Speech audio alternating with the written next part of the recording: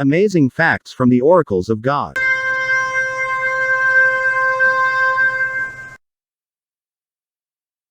Why the loud cry from the east has been delayed. The reason is, because we have been deceived. This deception is now being exposed to the brethren, to break their spiritual slumber, and arouse them to decided action. And this is what the SDA GC concealed from us.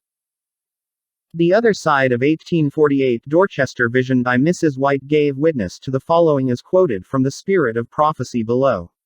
The next conference was held November 18 to 19 in Dorchester, Massachusetts, where Otis Nichols lived. Here Mrs. White received a remarkable vision in which the future of a great work was opened in symbol, and the message was impressed, which she gave to her husband immediately. You must begin to print a little paper and send it out to the people. Let it be small at first, but as the people read, they will send you means with which to print, and it will be a success from the first.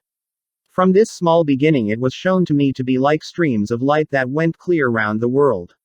In the Footsteps of the Pioneers, page 96, Ellen G. White Estate 1985 edition. Brethren, the omitted phrase which did not appear on any account of Mrs. White's 1848 Dorchester Vision published in all our books is this one. Here Mrs. White received a remarkable vision in which the future of a great work was opened in symbol.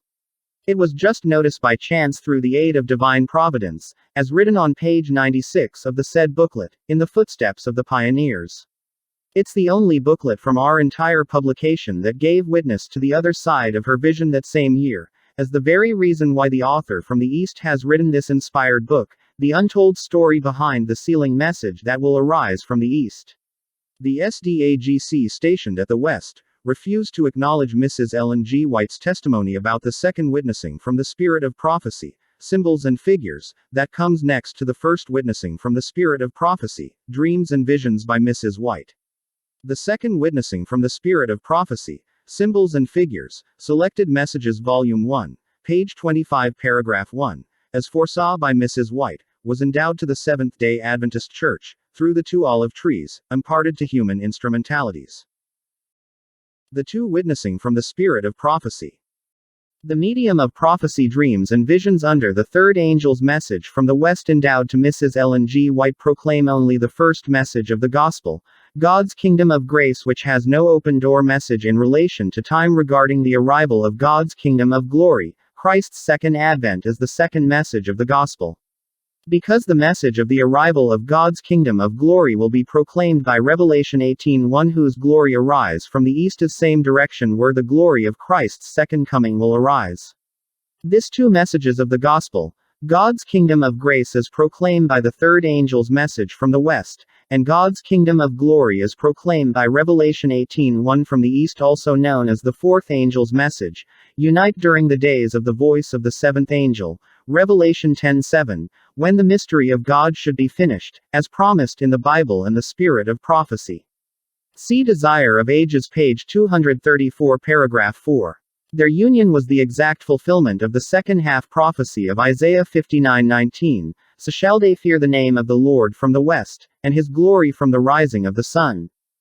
According to Mrs. White, the most fearful warning ever addressed to mortals is contained in the third angel's message, The Great Controversy page 449 paragraph 2, that arise in the United States of America located in the West, the fulfillment of the first half of the prophecy of Isaiah 59:19. While the glory being mentioned in the second half of Isaiah 59:19 refers to the glory of Revelation 18:1, and the earth was lightened with his glory. Revelation 18:1, and after these things I saw another angel come down from heaven having great power, and the earth was lightened with his glory. The prophecy of Isaiah 59:19's his glory will arise from the rising of the sun, foretold clearly the direction where the glory of the genuine Revelation 18:1 will arise from the east, and not from the west where the SDA Church, Seventh-day Adventist Reform movement claiming to be the group of people symbolizing Revelation 18:1 was founded. Germany or Alemannia, where the SDA Church was founded, was formerly one of the 10 divisions of the Western Roman Empire that does not comply with the direction specified in the prophecy of Isaiah 59:19. As SDAs, we are all familiar with the preaching of the third angel's message that proclaims the first message of the gospel, God's kingdom of grace, Christ's first advent. But we seldom heard of the preaching of Revelation 18:1 message that proclaims the second message of the gospel, God's kingdom of glory, Christ's second advent, in the pulpits of our church. Simply because the preaching of Revelation 18:1 message in the pulpits of our own churches has been doubted by the vast SDA majority as belonging to the SDARM.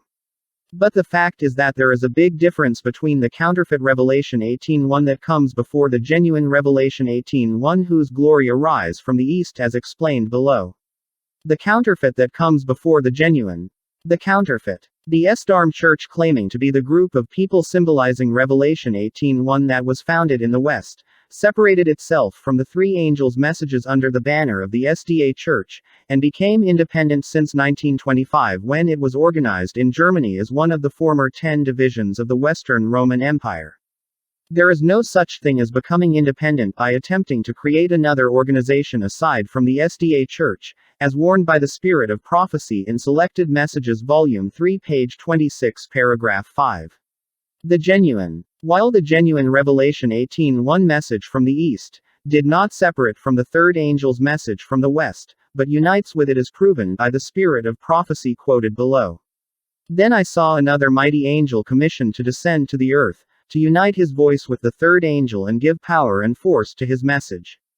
Great power and glory were imparted to the angel, and as he descended, the earth was lightened with his glory, referring to Revelation 18:1 from the East.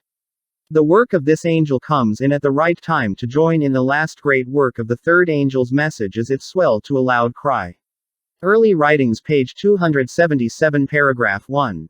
Also the genuine Revelation 18:1 message did not arise from the West, as claimed by the SDARM that was organized last 1925 in Germany, but whose glory arise from the East, the fulfillment of Isaiah 59:19's His glory will arise from the rising of the sun, East, within the walls of the SDA Church last 1996 in the Philippines, as the divinely appointed center in the continent of Australasia, where the light of the present truth will radiate to many lands, as prophesied by Mrs. Ellen G. White on page 174 paragraph 2 of her book, Ministry to the Cities. See first two charts enclosed regarding the Philippines as the third covenant nation chosen by God next to USA and physical Israel. As the end draws near and the work of giving the last warning to the world extends, it becomes more important for those who accept present truth, to have a clear understanding of the nature and influence of the testimonies, which God in His providence has linked with the work of the third angel's message from its very rise. Testimonies for the Church Volume 5, page 654. That is why the work of another angel in Revelation 18:1 from the East that unites with the three angels' messages, Revelation 14:6-12 from the West, constitutes the light of the present truth through the gospel, is therefore not independent, unlike what the SDARM Church has done upon separation and reorganization. The Philippines, where the glory of Revelation 18:1 arise, was chosen by God next to USA in the final crisis, when America will shift herself to become image of the beast, by initiating the mark of the beast. No man can buy or sell without microchip implant in terms of economic, and Sunday law enforcement in terms of spiritual, as prophesied in Revelation 13:11-17. Note, when America will initiate the mark of the beast, as the same place where the false prophet will arise in the final crisis, God has chosen a new covenant nation, as disclosed through the chapter and verse location of Isaiah 46:11, Isaiah 66:19, and Isaiah 59:19. What's the reason behind SDA GC's denial to the genuine Revelation 18:1 message that arise from the East, Philippines? The SDA General Conference at present under the leadership of Ted Wilson, believes that Revelation 18:1 whose glory arise from the East as the fourth angel's message, was linked to the publishing ministry that was first shown in vision to Mrs. White during her 1848 Dorchester Vision on the Seal of the Living God, Revelation 7:2-3. The SDA GC at present could hardly believe and accept the fact that Revelation 18:1 will arise from a foreign nation aside from the United States of America located in the West, where the three angels' messages arise under the banner of the SDA Church, and also from the same direction where the SDA GC headquarters is located. That is why it's impossible for the SDA GC to recognize the fact why the glory of the genuine Revelation 18:1 message will arise from the east here in the Philippines, as the divinely appointed place in the continent of Australasia, foresaw by Mrs. White, where the light of the present truth will radiate to many lands.